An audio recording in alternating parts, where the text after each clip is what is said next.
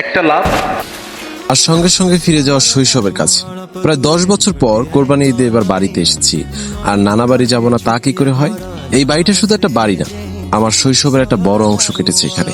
এই উঠান, এই গাছগুলো, এই খোলা আকাশ, সবকিছুর সাথেই জড়িয়ে আছে অসংখ্য স্মৃতি। ঈদের দুপুরে আত্মীয় স্বজনদের নিয়ে রয়েছে একটি দাওয়াত, তাই রান্না বান্না হচ্ছে। গরমটা ছিল বেশ, তাই একটু আইসক্রিম সঙ্গে পান্তা ভাত খেলাম। ঈদের আনন্দকে যেন আরো বাড়িয়ে দিল। কিন্তু আমার জন্য সবচেয়ে বড় আকর্ষণীয় জিনিস ছিল অন্য কিছু। নানা বাড়ির পাশ দিয়ে বয়ে গেছে একটি নদী। ছোটবেলা থেকে এই নদীটি দেখতে দেখতেই বড় হয়েছি। কত বিকেল, কত গল্প, কত স্মৃতি, সবকিছুর সাক্ষী কিন্তু এই নদীটি। তাই ছোট ভাই ও ভাগিনাদেরকে নিয়ে রওনা হয়েছি এই নদীতে।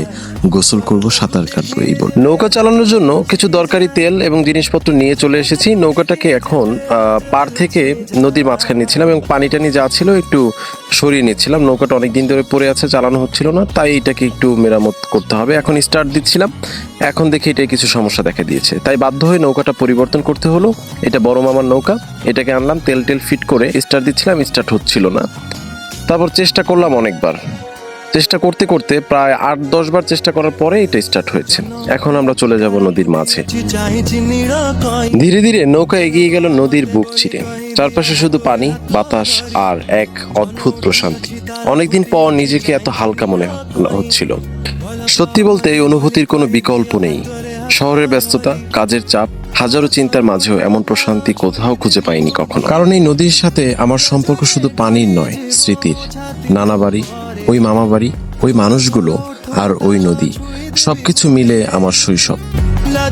ঢলি জীব মো ছাতি উপরে, স্বপ্ন ভরা রাতি উড়ি গলা যা পাই, স্বপ্ন ভরা রাতি উড়ি গলা যা পাই। এবারের কোরবানির ঈদে সেই পুরনো স্মৃতি, অনুভূতিগুলো আবার নতুন করে জেগে উঠলো বলে আমার মনে হলো।